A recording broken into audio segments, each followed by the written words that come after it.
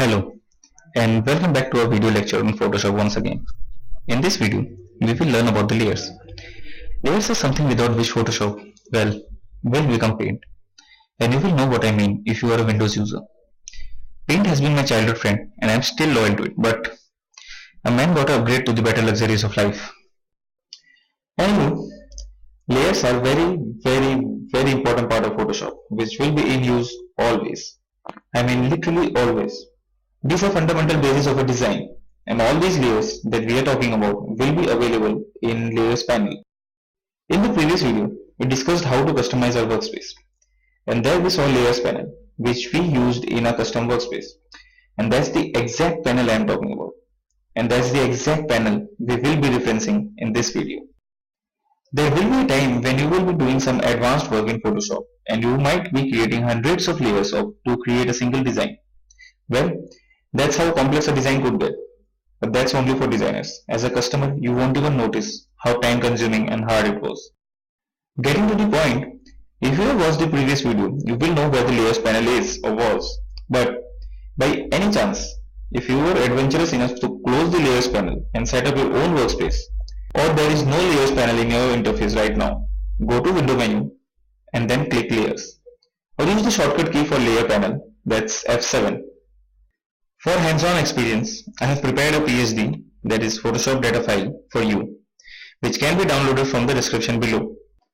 Now open the file provided. If you don't know how, then press Ctrl O, and then find the file where you saved it, and open it.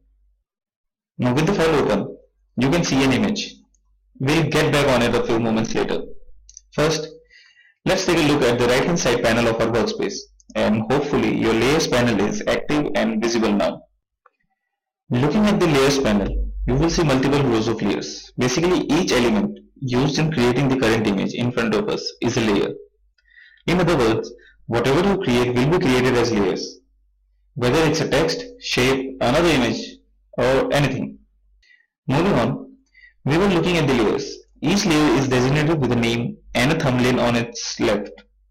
The thumbnail tells you what type of layer it is and some idea of how it looks. All these layers here are stacked one above the other in a hierarchy. Top layer is on the top of the hierarchy and bottom is at the bottom.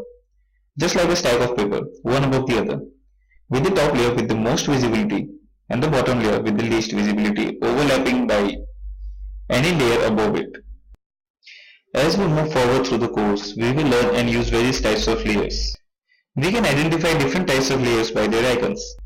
For example, type layer or text layer has an icon T. Icons with some wireframe are vector images. Rest of the shapes are raster images.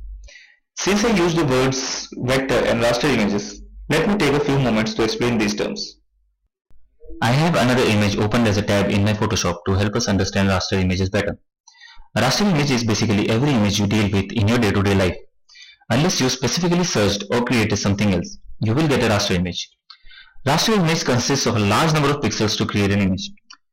Well, not exactly large number. Even a single pixel can be considered an image, but you get the gist. Now, if we zoom in our image, we can see the pixels that are used to form our image. And all the raster images are formed of a fixed number of pixels. That number might be very large, but it is still fixed.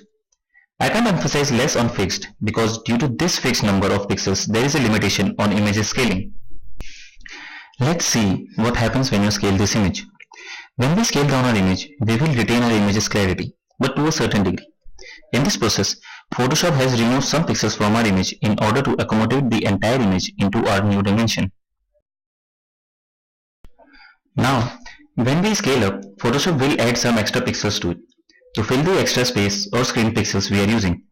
You can see that the image is not as clear as it was originally, and the edges are little blurry. This is because of those extra pixels that Photoshop added. Since Photoshop only knew the color codes of the pixels and not the image itself, it just guessed something and put some random pixels here and there which made our image blurry. I am going to undo all the changes I made in this image now. This was raster image. Now what is a vector image? We will see this further ahead in the course, but for now, vector image is created with mathematical expressions which makes the image infinitely scalable. Wait, mathematical expressions? Well, yes, but don't worry. You don't have to deal with the complex maths here. You just have to draw and Photoshop will take care of the maths. This was just a way of explaining why vectors are scalable and rasters are not. There are some drawbacks to a vector image though, but it is a great format to create images like company's logo or some illustrations, but not suitable if you are to give an expression of real world colors. Moving on, I have mentioned earlier that in a complex document, you will have hundreds of layers and scrolling through all of them will be a headache. So, we have an option to filter these layers by layer type here on top of the layers panel. The first option is for pixel layers, basically raster layers, then adjustment layers, then type layers, then shape layers, and finally smart objects. Let's click filter for type layers here. See, only type layers are visible now. Uncheck the filter and let's proceed further. Finally, it's time to look past the panel and focus on the real image we have. Here, we have a blue background, red square on top of that, then a dark blue octagon above that, then a yellow circle, then a pinkish square, and finally a text above all. We also have three other texts scattered on the canvas area. And as our understanding of hierarchy goes, these texts should be above the rest of the layers, at least the layers at their location. But hey, that's not what the layer panel shows. Now you might say that we thought hierarchy was supposed to start at the top. Well, yeah and no, and explain in a few moments. Let's first try to move a few layers. In order to move, you will need Move tool. That is the topmost tool in the toolbox. It is shown as a crosshair icon, and when activated, mouse cursor will change to an arrowhead and a crosshair to its bottom right corner. Now remember, if you are using an earlier version of Photoshop, the Move tool icon is same as the mouse cursor icon when the Move tool is active. That is, an arrowhead with a crosshair. The tool will be highlighted when active and the mouse cursor changes accordingly. Now select the layer you want to move from the layers panel. And like tools, selected layer will be highlighted. And now move the cursor above the layer and click and drag as you like.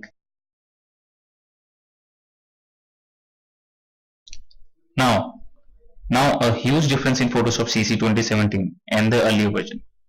In earlier versions, you need to select the layer you want to move, then click and drag anywhere in the canvas and only that layer will move.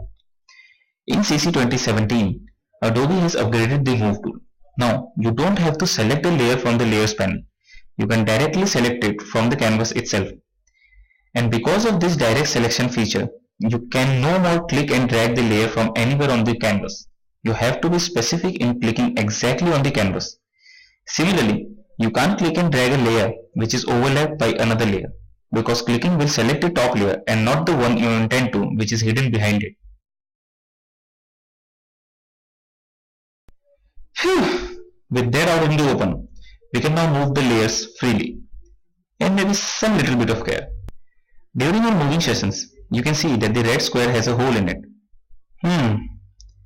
That's why we can see the layers behind it.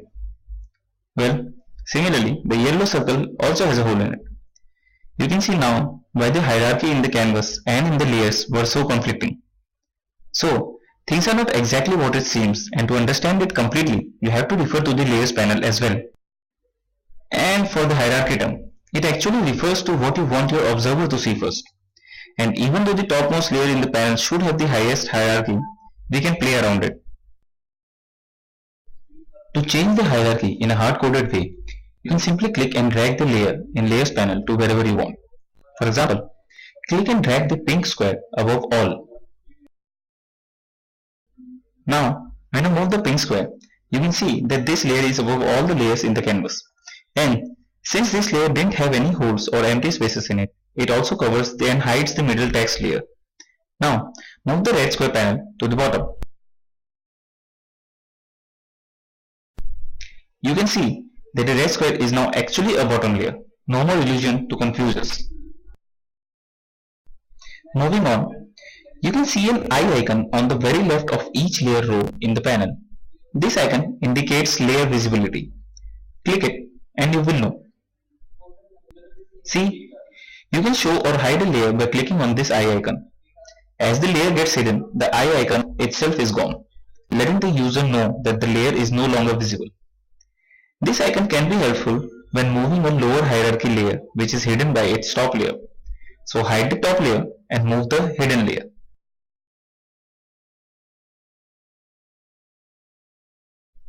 undoing everything. Okay, now for better understanding or quick reminder or to maintain easy workflow, you will be needed to rename some layers. So, to rename a layer, simply double click on the layer's name and type in whatever you like to rename it to and press enter or click anywhere outside that namespace. Now, whatever you are doing with me here is on an already created file with already created layers. So, now let's create a new layer of our own. To create a new layer, go to layer menu, then new, then layer.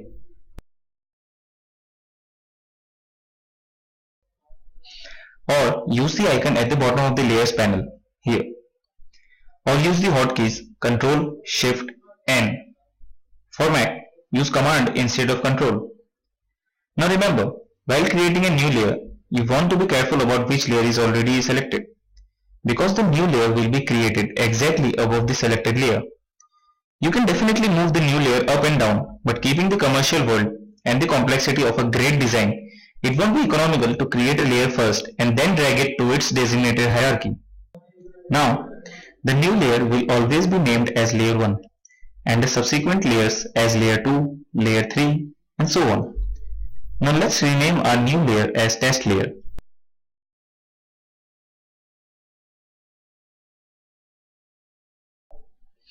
You can also delete a layer if you were wondering. Just select the layer and press backspace on your keyboard. Other methods are to select the layer obviously, then click the trash can icon at the bottom of the layers panel. Or go to layer menu, then delete, then layer. Or right click the layer and click delete layer. Phew! Those were a lot of options just to delete a layer. Anyway, we created a new layer and we saw that its icon was white and grey checkerboard. If you missed that observation, let's create another new layer. Now you can see the checkerboard pattern. And if you look closely, even some of our already existing layers have icons with white and grey checkerboard pattern as their icons background. What the hell is this pattern? And why is it everywhere? To explain this omnipresent pattern, let's toggle the visibility of all the layers we have.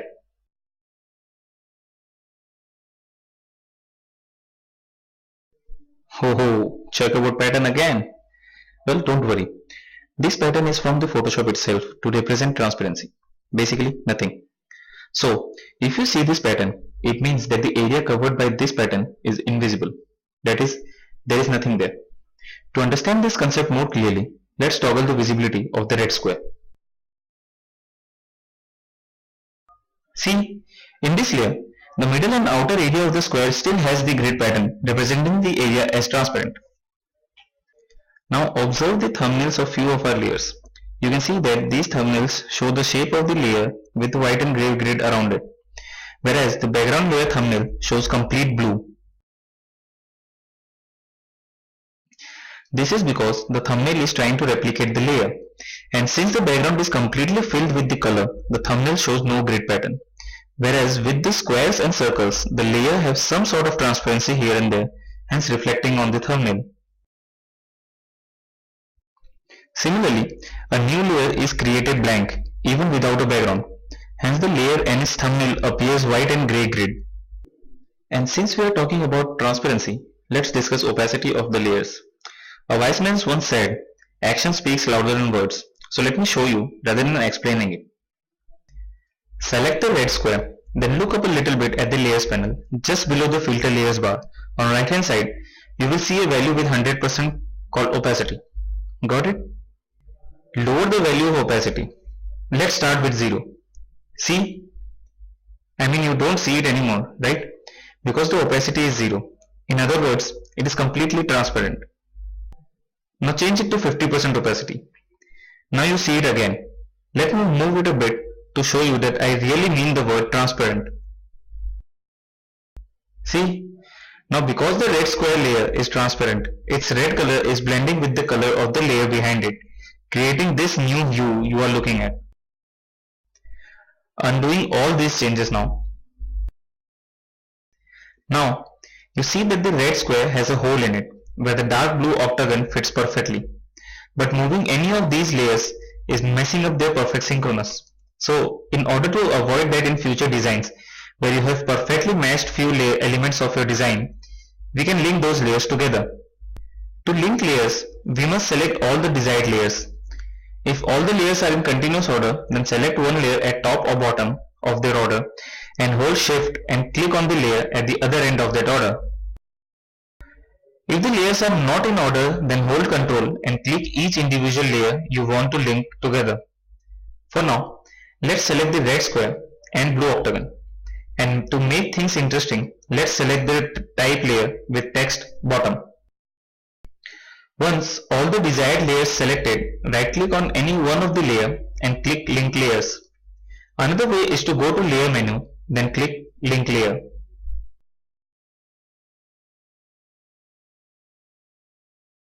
Once linked, you can see a link icon appears on right hand side of all the linked layers, and this icon will only appear when any one of the linked layer is selected. After successful establishment of the link, almost everything you do to any one of the layer will take effect in all the layers. Almost. If you move any one of the layer, all the layers will move together. If you wish to scale the layers, all the layers will scale simultaneously. And there is still possibility of doing your magic over these layers. You can change the color of an individual layer, creating a blend or a contrast. And rest of the linked layers do not get affected. And if you have noticed, all the layers I have linked are different in their nature. The red square is a raster layer, octagon is a shape layer, and the third one is a type layer. So the possibilities are enormous. Now, by chance if you change your vision and you wish to unlink these layers, just click on the link layer and right click and choose unlink layer. Or use the layer menu on top of the interface.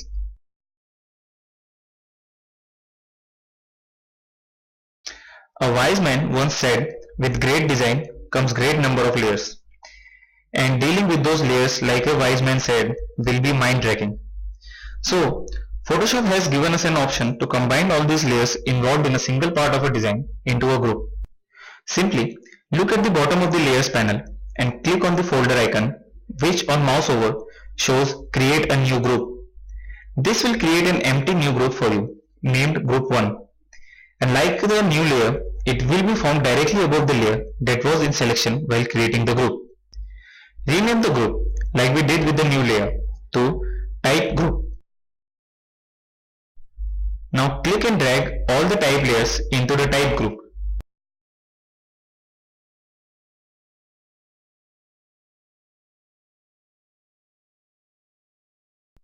So we created a group with all the type layers together. You can show and hide these layers of the group from this drop down arrow on left side of the group name. These groups will help you categorize and minimize the number of layers shown in the layers panel, making your work less hard. Keep in mind that the new layer you put in a group will always come on top of the rest of the layers already in the group. So you will need to set their hierarchy separately if that happens. You can also create a group by selecting all the layers you need in a group and then press Ctrl G. Or select the layers and right click and choose Group Found Layers and fill the fields required in the dialog box that follows. To delete a group, right click on the group and choose Delete Group.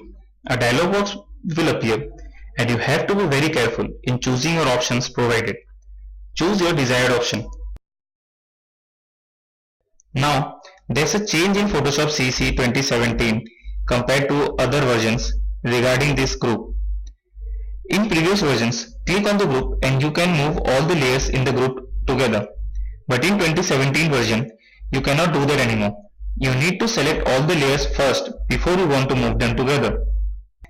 With this statement, I would also like to mention that you need not always link layers in order to move or resize multiple layers simultaneously. You can always select all the desired layers and then move or scale them, and the layers will follow in sync. Finally, on the last topic of the video, with large number of layers, groups, things might get monotonous. So we can avoid that and choose to color code the groups and layers as we wish. I would suggest you color code them to categorize. Just right click on anywhere on a layers row in layers panel and choose any color which will be available as last category of options in the right click menu which pops. Select a color and you will see that the background of eye icon tab changes to the color you choose. This will be same process to remove the color code. With this, I bid you goodbye. Try all the features I mentioned in this video. And if you want to explore, try the shape tool, which is just above the hand-like icon if you start looking up from the bottom of the toolbox. Right click the tool for more shape or tool options. Use its control panel to change color, fill layer or no fill, border or borderless. Go wild, and see you in the next video.